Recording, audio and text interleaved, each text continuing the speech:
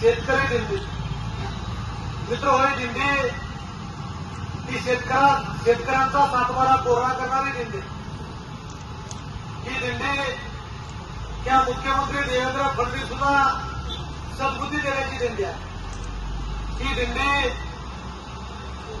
मित्र या ठिकाणी वाढलेली महागाई कमी करणारी ही दिंडी जे काय आणि त्या ठिकाणी आपण बघितलं की लाडक्या बहिणींना एका बाजूला या सरकारनं मित्र पैसे द्यायचं काम केलं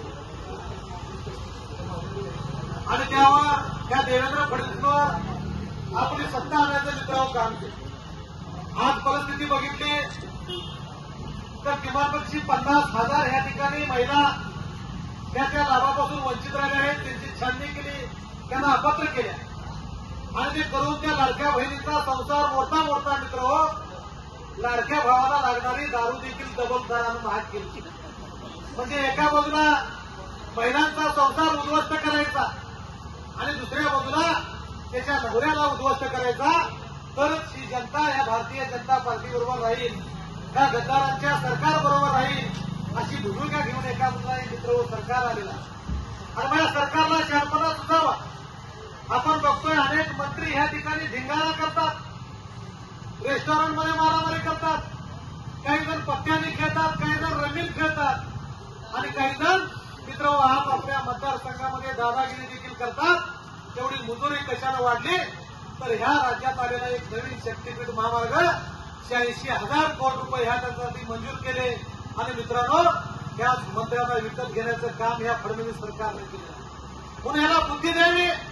त्याची बुद्धी जर भ्रष्ट झाली असेल तर ह्या पांडुरंगाला साकडं घालावं म्हणून आज ह्या ठिकाणी आपण कडगावच्या नगरीमध्ये आलेलो आहे। तमाम ह्या ठिकाणी आमचे सगळे कडगावकर या कट्ट्यापासून या ठिकाणी कडगावच्या या सभापतींच्या शेडवर या चौकापर्यंत येण्यासाठी दिंडी या कडगावकरांनी या ठिकाणी मित्र उत्स्फूर्त असा प्रतिसाद दिला। आपण या सगळ्यांच्या माध्यमातून पुन्हा एकदा ह्या केदार लिंगाला साकडं घालूया की हे 3 चाकी सरकार हे देवेंद्र फडणवीस, अजित पवार आणि एकनाथ शिंदे यांना बुद्धी ह्या पांडुरंगानं द्यावी, या केदार लिंगानं द्यावी आणि आमची दिंडी इथून पुढे या महाराष्ट्रात जोपर्यंत फिरते तोपर्यंत या ठिकाणी शेतकऱ्यांचा सातबारा कोरा करावा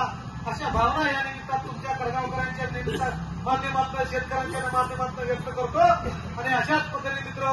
ज्या पद्धतीनं आपण या दिल्लीला उत्स्फूर्त प्रतिसाद दिला, पाठिंबा दिला त्या सगळ्या कडगावकरांचं मनापासून आभार मानतो आणि मी देवेंद्र साहेबांना विनंती करतो की त्यांनी या ठिकाणी आपल्याला मार्गदर्शन करावं।